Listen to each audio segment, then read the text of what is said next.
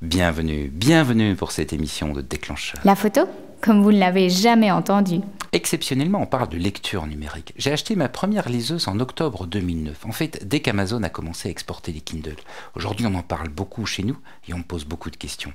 Donc voici mon expérience lecture numérique pour peut-être guider vos achats de Noël.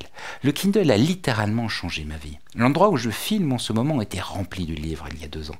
Il y avait des livres ici, à l'emplacement de la caméra, il y en avait partout.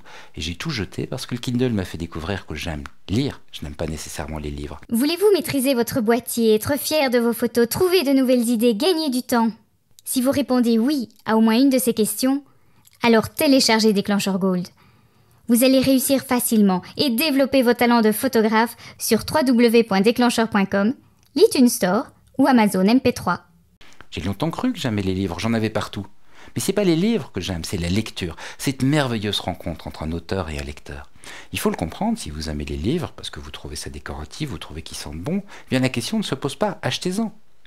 Mais chaque année, depuis que j'ai le Kindle, je lis plus de livres, de plus en plus. Et c'est merveilleux quand on aime lire. Ce qui m'étonne d'ailleurs, c'est que chez nous, on ne se pose pas la question en termes de lecture, mais en termes de chaîne du livre. Alors que pour moi, il n'y a que 2 personnes importantes dans la lecture, l'auteur et le lecteur. Si demain la chaîne du livre disparaît au profit de cette relation, c'est génial. Et ça fausse la discussion parce qu'on nous présente les liseuses comme des objets technologiques. On les achète un petit peu comme un disque dur. Mais voilà, on parle du format de fichier, l'e-pub, ce serait bien. Moi je lis pas des e-pubs, je lis des auteurs. On parle beaucoup d'écran. Je comprends, je me suis posé ces questions, mais ce sont de mauvaises questions. Un livre, c'est pas une espèce de clé USB qu'on se branche sur la tête. Enfin, c'est pas ma vision du livre. Et puis c'est pas malin de réfléchir ainsi, parce que le livre numérique c'est une innovation. L'innovation ça ne se développe pas en reproduisant le produit existant. N'importe quel bouquin sur l'innovation vous l'apprendra. Mais il semble que les gens qui tiennent ce discours sur la chaîne du livre, ils aiment plutôt les livres que lire. Mais bref, l'écran, oui c'est intéressant, parce qu'il y a de grosses différences entre un écran à encre numérique, comme ceci, et un écran classique. L'encre numérique est moins fatigante. On dirait le papier d'un livre de poche il y a quelques années. La résolution est excellente, on peut la lire en plein soleil. Mais par contre, le soir, il faut une lampe. L'iPad, c'est moins agréable. Il y a des reflets, la résolution est beaucoup plus basse, c'est plus fatigant. Mais pour les livres multimédia, comme les livres déclencheurs, ça promet une autre expérience. Et puis il y a l'iPhone avec son écran Retina Display. Une bonne résolution, qui est moins fatigante, mais l'écran est petit. En définitive, c'est un mauvais débat. Mon expérience, encore une fois, c'est qu'un livre numérique n'est pas une clé USB pour la tête, mais un service. Et ça, c'est une révolution à 180 degrés. On passe d'un objet à un service. C'est pour ça que le livre numérique, pour moi, est inséparable du cloud. Concrètement, ça veut dire quoi? Je ne vais vous donner que quelques exemples. En général, je préfère lire sur Kindle. L'écran est plus confortable, il faut le recharger moins souvent. Mais si j'enregistre une interview, je prends l'iPad. J'ai déjà beaucoup de matériel et une seule machine qui fait le mail, lire et écrire, c'est plus pratique. Et le cloud? Eh bien, avec l'application Kindle pour iPad, je retrouve mes livres. Et non seulement j'ai mes livres, mais le marque-page est dans le cloud. Donc les livres s'ouvrent exactement là où j'ai arrêté la lecture. Et quand je reviens sur le Kindle, la page s'ouvre exactement à la page que j'étais en train de lire. Et non seulement le marque-page se synchronise, mais mes notes, les passages surlignés, tout m'accompagne de machine en machine. C'est la lecture, mais comme un service. Et puis il y a l'iPhone. Parfois je fais la file à la poste, je n'ai pas pris de livre. Mais je sors l'iPhone, je retrouve l'application Kindle, et encore une fois, le livre s'ouvre à la bonne page, avec mes notes, mes surlignées, boum, j'ouvre le livre, je lis.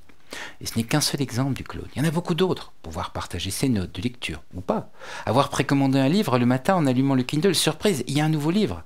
Et puis j'ai fini un livre, j'en veux un autre, 60 secondes plus tard, il est là, où que je sois, à n'importe quelle heure du jour ou de la nuit. C'est ça aussi lire comme un service. Vous avez peut-être remarqué, sur Déclencheur Gold, on vend les émissions depuis notre site, parce qu'on a l'habitude de télécharger, de copier des fichiers audio. Mais ce n'est pas le modèle pour le livre électronique. Le livre électronique, il ne vit que dans le cloud. Et donc on a choisi, lui, de ne pas le vendre en direct. Techniquement, c'était faisable, mais on a pensé que ce serait un mauvais service pour les lecteurs. Donc en conclusion, 3 choses. D'abord, le livre numérique, il est bien développé aux États-Unis, il est encore en phase de lancement chez nous.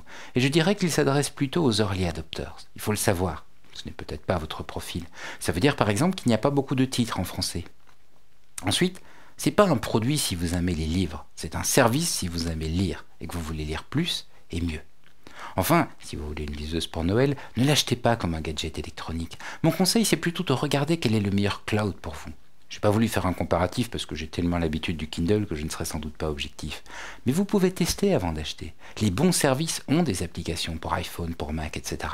Donc vous pouvez juger le service avant d'acheter la liseuse. On peut le regretter, mais aujourd'hui les clouds ne sont pas interopérables.